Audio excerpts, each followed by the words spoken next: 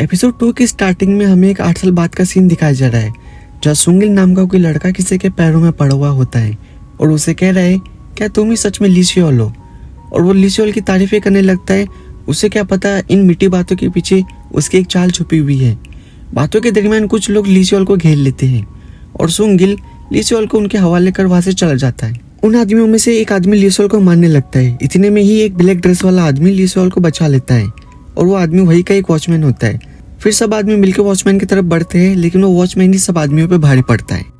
Watchman उन सब आदमियों को मार देता है। इतने में जुंगता है वो आता है और वो जूं ही उनको मरा हुआ देखकर रोने लगता है और गुस्से में वॉचमैन से लड़ना स्टार्ट कर जाता है। अगले सीन में हम देखते हैं सुंगिल और किम होवन गार्डन ऑफ फ्लावर आए हैं और वो दोनों उन तीनों के आइडेंटिटी कार्ड चेक करते हैं, जिसमें किम होवन कैंग सन पर शक करता है, लेकिन आइडेंटिटी कार्ड चेक करने पर किम होवन का शक गलत निकलता है। बाहर आकर किम होवन सुंगिल को कहता है कि हमने सारा जंगल देख लिया, लेकिन ली सियोल का शाही टोकरा हमें नहीं मिला। जिस पर सुंगिल कहता है कि हमें कुछ देर इंतजार करना पड़ेगा। किम होवन कहता है कि मुझे भी बेकार लोगों के साथ अपना टाइम बर्बाद नहीं करना और वो उसे खूब सुनाने लगता है। फिर हम देखते हैं कि सियोल कैंग सन को कह रहा होता है कि यह वॉन का यही रेट रहा तो जल्दी ही एक रोमांटिक गेस्ट हाउस बन जाएगा। जिस पर कैंग सन गुस्सा होता है और वो कहता है कि 100 सिल्वर हम यूनू को कैसे पे करेंगे। अगले सीन में हम देखते हैं कि यूनू एक औरत के पास लोन लेने आती है, जिस पर वो औरत उसके फादर का पुराना लोन बताती है और वो उसे लोन देने से मना कर देती है और वो उसकी गरीबी का मजाक उड़ाने लगती है। फिर वो जुंगताई के पास आती है और उसे कहती है कि मुझे सबूत दिखाए कि मेरे फादर ने लोन लिया था। जिस पर वो आदमी नोट दिखाता है और कहते हैं कि ये लोन उसने अपने और अपने बच्चे के लिए लिया था। जिस पर वो आदमी कहते हैं कि अब तुम बच्ची नहीं रही, अब तुम इस लोन को अदा कर सकती हो। जिस पर यूनू को यकीन नहीं होता कि उसके फादर ने इतना बड़ा लोन कैसे ले लिया और वो उसको पे कैसे करेंगी। जुंगताई उसे कहता है कि मैंने तुम्हारे फादर को कहा था अगर तुम्हारी बड़ी बेटी और मेरे बड़े बेटे की शादी हो जाती है तो मैं ये लोन माफ कर दूंगा, लेकिन उनकी शादी नहीं सिर्फ मंगनी हो पाई थी। जिस पर वो कहती है कि ये तो आपके बेटे का कसूर है। जुंगताई कहते हैं कि तुम्हारा बाप बीमारी का बहाना लेकर चल बसा, अब मैं तुम्हारे खानदान का हिस्सा नहीं हूँ। फिर यूनहू वहां से रोती हुई वापस आ जाती है। अगले सीन में हम देखते हैं कि जुंग यूके हुन से कुछ पैसे उधार मांग रहा है, जिस पर यूके हुन कहता है कि ये कोई छोटी मोटी रकम नहीं, ये बहुत बड़ी रकम है और कहता है कि मैं तुम पर एक सिंगल पाउंड भी खर्च ना करूँ, और वो उसे इनकार करके वहां से चला जाता है।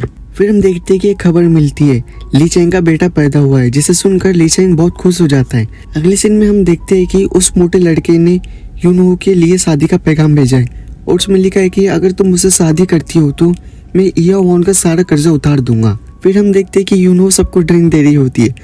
सियोल यूनहू से पूछता है जो शादी का पैगाम आया था, लेकिन यूनहू उसके सवालों का जवाब नहीं देती और हंस देती है। जुंगियो मार्केट जा रहा होता है। यूनहू उसको अपने साथ चलने के लिए कहती है।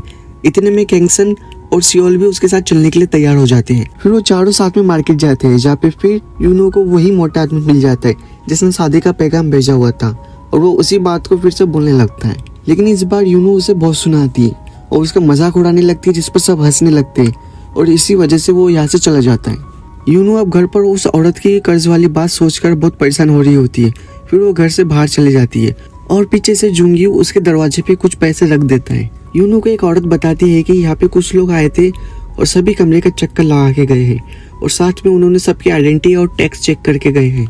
जिस पर यूनहू कहती है कि वो यहाँ क्यों आए थे, तो औरत बताती है कि उसकी शक्ल सुंगिल जैसी लग रही थी और वो किसी को ढूंढ रहे थे और कोई बात नहीं है। दूसरी तरफ ली चैंग अपने बेटे को देख रहा होता है कि तभी वहाँ पे एक आदमी खड़ा होता है और वो कहता है कि सियोल बिन यहाँ पे क्यों आया है।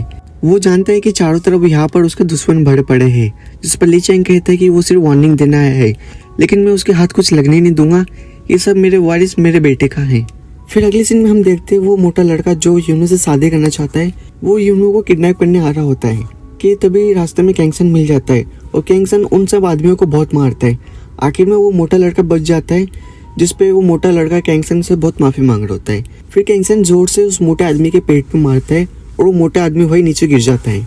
फिर अगली सुबह यूनहू को एक लेटर आता है उसी मोटे आदमी का और वो कहता है कि मैं अपने प्रपोजल की माफी मांगता हूँ और वो कहता है कि मैं आपसे दोबारा कभी तुम्हारे रास्ते में नहीं आऊंगा। ये पढ़कर यूनहू सोच में पड़ जाती है और झाड़ू मारती हुई भी ये सोच रही होती है कि उसे किस आदमी ने डराया होगा। फिर कुछ याद आने पर वो कैंग सन पर ही शक करने लगती है। फिर यूनहू जुंगियो के पास जाती है और उसे उसके पैसे वापस कर देती है जो उसने यूनहू के दरवाजे पर रखे थे।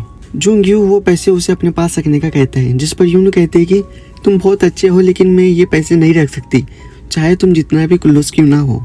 फिर जुंगी वहाँ से चला जाता है। नेक्स्ट सीन में देखते हैं कि काफी सारे लोग एक साथ बैठे हुए हैं और फिर उनमें से एक आदमी कहते हैं कि ली चेंग को काफी अरसे बाद एक बेटा हुआ है, अब वही अगला किंग होगा। फिर तभी दूसरा आदमी कहता है कि मैंने देखा है ली चेंग ली सियोल को ढूंढ रहा है और उसे मारना चाहता है। अगले सीन में हम देखते हैं कि कैंग सन जंगल में अकेले प्रैक्टिस कर रहा होता है और प्रैक्टिस करते करते उसका हाथ जख्मी हो जाता है। दूसरी तरफ सियोल किसी औरत के साथ बैठकर डिनर कर रहा होता है।